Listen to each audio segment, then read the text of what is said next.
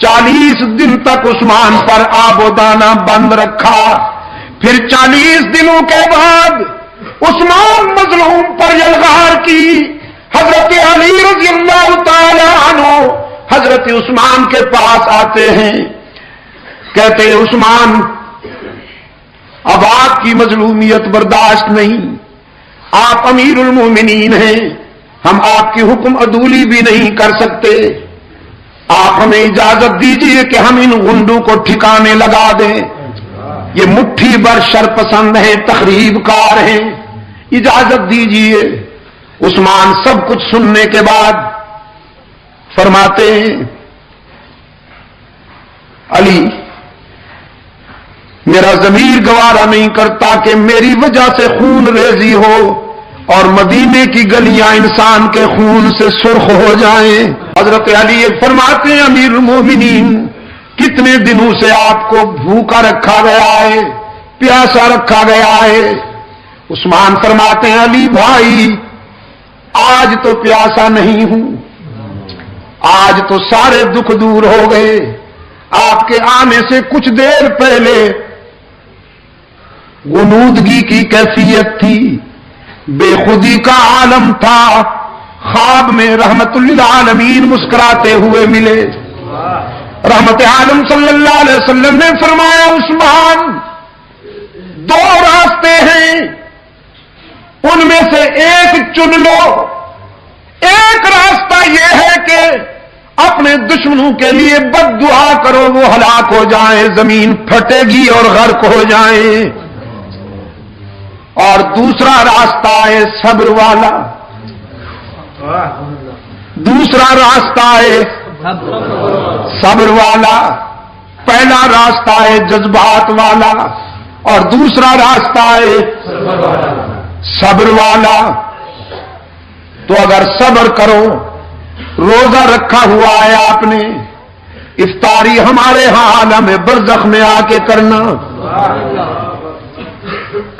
حضرت عثمان نے فرمایا میں نے اپنے آقا سے کہہ دیا ہے حضور میں دوسرا راستہ پسند کرتا ہوں، صبر کروں گا. آپ دعا فرمائیں کہ اللہ مجھے صبر کے مرحلے میں کامیاب کر دے. رحمت عالم صلی اللہ علیہ وسلم نے سینے سے لگا لیا. حضرت عثمان فرمانے لگے میرے سینے پر حضور اکرم صلی اللہ علیہ وسلم نے پیار کا ہاتھ رکھا، ساری پیاس دور ہو گئی. میں اب تک دل کی گہرائیوں میں حضور کے ہاتھ کی ٹھنڈک محسوس کر رہا ہوں. اور فرمانے لگے علی میرے آقا نے فرما دیا ہے کہ آج افطاری حضور کے دسترخوان پہ ہونے والی ہے. نظام کائنات درہم برہم ہو سکتا ہے، میرے آقا کا اشارہ غلط نہیں ہو سکتا. صبر کروں گا، آپ بھی صبر کیجئے. نماز عصر پڑھی، لباس بدلا، قرآن کو سامنے کھول کر بیٹھ گئے. بڑی تختی والا قرآن کریم تھا، چمڑے کے اوراق پہ لکھا ہوا. قرآن کریم کی تلاوت شروع کر دی. پہلے پارے کی آخری آیتیں تلاوت ہو رہی تھی کہ قاتل دیوار پھاند کر اندر آ گئے. حضرت عثمان کے سینے میں انہوں نے سلاخیں اتاری، داڑھی مبارک کو پکڑ کر نوچا، سینے میں سلاخیں اتاری. گھائل ہو کر حضرت عثمان کے سینے سے خون کا فوارہ نکلا. قرآن نے اپنے ورقوں میں محفوظ کر لیا. قرآن کے ورقے خون عثمان سے رنگین ہو گئے. اور پھر جب گھائل ہو کر گرے تو عثمان قرآن ہی کے دامن میں جا گرے. عثمان نے قرآن کو اور قرآن نے عثمان کو سینے لگا کر یاری پکی کر لی نا.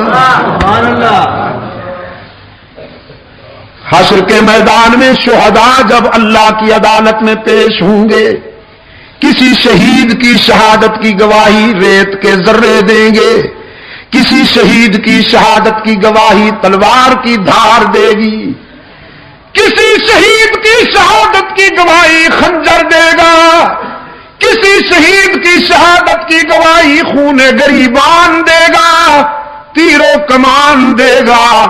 عثمان وہ مظلوم ہے، اس کی شہادت کی گواہی اللہ کا قرآن دے گا۔ عثمان نے جان دے دی لیکن قرآن کا دامن نہ چھوڑا۔